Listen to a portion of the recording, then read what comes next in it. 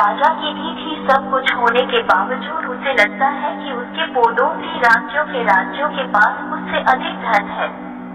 वो हमेशा इसी तरह कोशिश में रहता था कि किस तरह वो और सोना, चांदी, हीरे, जवाहरात और धन इकट्ठा कर ले। उसका ये सबसे बड़ा संकट बना रहता था।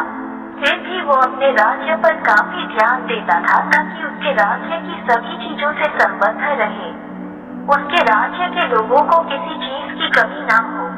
वो जानता कि अगर उसका ध्यान उसके राज्य से निकल जाता तो उसका प्रजा तो निराश और हताशा ही साथ उसका बरकत में पतन भी आ जाएगी और दूसरे राज्य के राजा उसका राज्य हथियाने की कोशिश में लग जाएंगे। इसलिए इन सब बातों का ध्यान रखते हुए वो अपने राज्य पर अच्छी खासी निगरानी बनाए रखता है और किसी भी प्रजा को परेशानी में नहीं रहता। राजा का परिवार बहुत छोटा और असहाय था। राजा के परिवार में उनकी पत्नी और उनकी एक छोटी बेटी थी।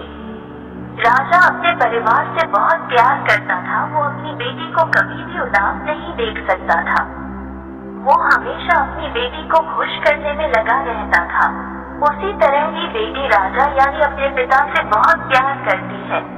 वो हमेशा अपने पिता का कहती है सुनती थी और कोशिश करती है कि पिता उनकी किसी बात की चिंता ना हो। दोनों एक दूसरे के बारे में बहुत सोचते थे और प्यार भी करते थे। थोड़ा समय बीता। राजा की पत्नी किसी बीमारी की वजह से बहुत बीमार पड़ गई। उसे तोड़ने का समय तक तो वो बीमार ही रही, लेकिन कुछ समय बाद रानी का स्वर्गवास हो गया। अब राजा और राजकुमारी दोनों ही एक दूसरे का सहारा थे। दोनों को रानी की कमी बहुत खलती थी, लेकिन फिर भी दोनों एक दूसरे को संभालने में लगे रहे। किसी ने कभी अपना दुहक एक दूसरे के सामने व्यक्त नहीं किया। समय बहुत बलवान होता है। वो सभी घावों को धीरे धीरे भर देता है। धीरे धीरे राजा और राजकुमारी दोनों रानी की याद से निकल शहर शुरू हो गए। राजा फिर से अपने राज्य की आंखों में मशगूल हो गए और राजकुमारी भी अपनी माँ की यादों के साथ रहने लगी। राजा ने रानी की यादों को तो समेट लिया, लेकिन अपनी लालच की आदत से छुटकारा नहीं पा सके। राजा को फिर से वही सब सोचने लगा। बहुत सारे धन और दौलत की इच्छा।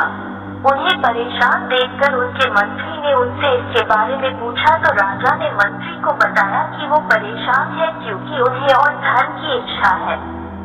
मंत्री ने उन्हें सलाह दी कि आप एक बाबा से मिले, वो आपकी परेशानी का हल निकाल देंगे। बाबा ने राजा को एक मंत्र दिया जिसकी शक्ति से राजा एक इच्छा पूरी करने वाली परी को बुला सकता है और उससे मनचाहा वरदान ले सकता है। इसलिए सब सुनकर राजा खुश हो अपनी महल वापस चला गया। उसके अगले दिन राजा ने उस मंत्र का जाप किए और बाबा के कहने पर एक परी राजा के सामने प्रकट हो गई। परी ने राजा से पूछा कि तब क्या चाहते हो। राजा ने